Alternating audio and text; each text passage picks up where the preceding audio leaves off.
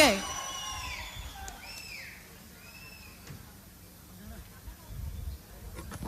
ಎಲ್ಲ ನನ್ನ ಆತ್ಮೀಯ ಬಂಧುಗಳಿಗೆ ನನ್ನ ನಮಸ್ಕಾರಗಳನ್ನ ಹೇಳ್ತಾ, ಇವತ್ತು ನಿಮ್ಮೆಲ್ಲರ ಅಚ್ಚುಮೆಚ್ಚಿನ ಯುವ ನಾಯಕರು, ವಯಸ್ಸು ಚಿಕ್ಕದಾದ್ರೂ ಸಹ ರಾಜಕೀಯವಾಗಿ ಯಾವೊಬ್ಬ ಮುತ್ಸದಿಯೂ ಸಹ ಬದ್ಧತೆಯಿಂದ ಶಿಸ್ತಿನಿಂದ ಯಾವುದೇ ಒಂದು ಸಂಘರ್ಷಕ್ಕೆ ಅವಕಾಶ ಕೊಡದಂಗೆ ಇವತ್ತು ರಾಜ್ಯಾದ್ಯಂತ ಸಂಚರಿಸಿ ಯಾವಾಗಲೂ ಸಹ ನಮ್ಮ JDS ಪಕ್ಷ ಜನರೊಂದಿಗೆ ಇರ್ತೀವಿ, ನಿಮ್ಮ ಜೊತೆ ಹೆಜ್ಜೆ ಹಾಕ್ತೀವಿ. ಇವತ್ತು ಗ್ರಾಮ ವಾಸ್ತವ್ಯ ಮಾಡಿದಂಥ ಕುಮಾರಣ್ಣನವರ ನಡೆಯನ್ನ ಮುಂದುವರಿಸ್ತೀವಿ ಅನ್ನೋ ಒಂದು ಸಂದೇಶವನ್ನ ನೀಡಲಿಕ್ಕೆ ಇವತ್ತು ರಾಜ್ಯಾದ್ಯಂತ ಜನರೊಂದಿಗೆ ಜನತಾದಳ ಕಾರ್ಯಕ್ರಮವನ್ನು ಮಾಡ್ತಾ ಇದ್ದಾರೆ. ನಿಮ್ಮೆಲ್ಲ ಅಚ್ಚುಮೆಚ್ಚಿನ ನಾಯಕರಂತ ನಿಖಿಲಣ್ಣ ಅವರು. ಅದೇ ರೀತಿ ಪಾಂಡುಪುರ ತಾಲೂಕಿನಲ್ಲೂ ಸಹ ಇವತ್ತು ಪುಟ್ಟರಾಜಣ್ಣವರ ಸಾರಥ್ಯದಲ್ಲಿ ಈ ಒಂದು ಕಾರ್ಯಕ್ರಮವನ್ನು ಹಮ್ಮಿಕೊಂಡಿದ್ದಾರೆ. ಅದೇ ತಾವೆಲ್ಲರೂ ಸಹ ನೀವೆಲ್ಲ ಸಹ ಈ ಕಾರ್ಯಕ್ರಮದಲ್ಲಿ ಭಾಗವಹಿಸಿದ್ವಿ.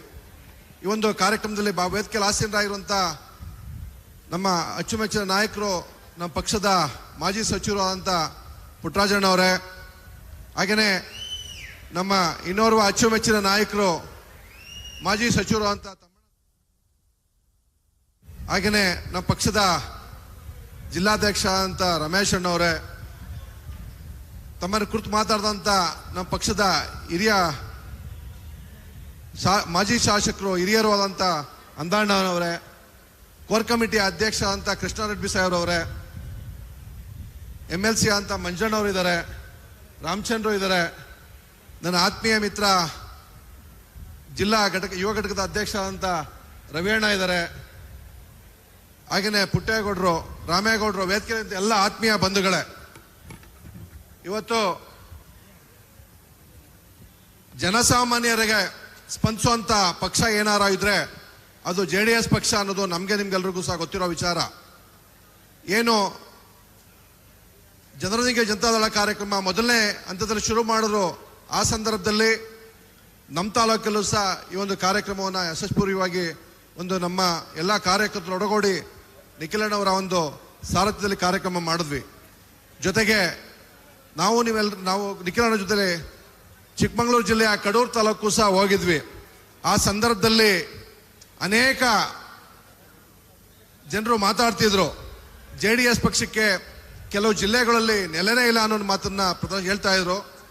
ಆದರೆ ಅಲ್ಲಿ ಬಂದಂತ ಒಬ್ಬ ಸಾಮಾನ್ಯ ಯುವಕ, ಹೊಸದಾಗಿ ರಾಜಕೀಯಕ್ಕೆ ಪಾದಾರ್ಪಣೆ ಮಾಡ್ತಿರೋಂಥ ಒಬ್ಬ ಯುವಕ ಒಂದು ಮಾಡಿದಂಥ ಕಾರ್ಯಕ್ರಮ ಬೇರೆ ಪಕ್ಷಗಳಿಗೆ ಮುಟ್ನೋಡ್ಕೊಳ್ಳುವಂಥ ಒಂದು ಕಾರ್ಯಕ್ರಮ ಮಾಡೋರು.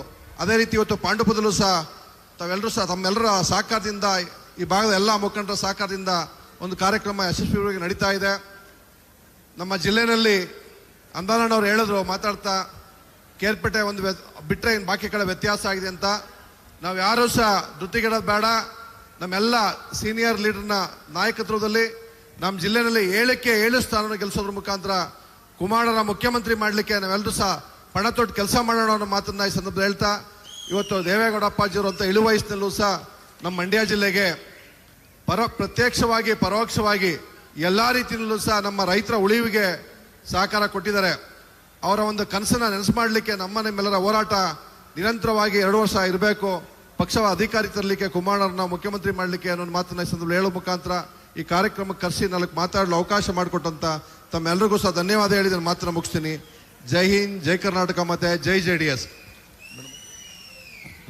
KR ಪೇಟೆ ಯಾವತ್ತಿದ್ರು JDS ಪಕ್ಷದ ಭದ್ರಕೋಟೆ ಅಂತ ಪ್ರೂವ್ ಮಾಡಿದಂತಹ ನಮ್ಮ ಮಂಜಣ್ಣ ಅವ್ರಿಗೆ ಮತ್ತು ಅಲ್ಲಿನ ಬಂಧುಗಳಿಗೆ, JDS ಬಂಧುಗಳಿಗೆ ಮತ್ತೊಮ್ಮೆ ವಂದನೆಗಳನ್ನ ತಿಳಿಸ್ತಾ, ಈಗ ನಮ್ಮೆಲ್ಲರನ್ನ ಉದ್ದೇಶಿಸಿ ಒಂದೆರಡು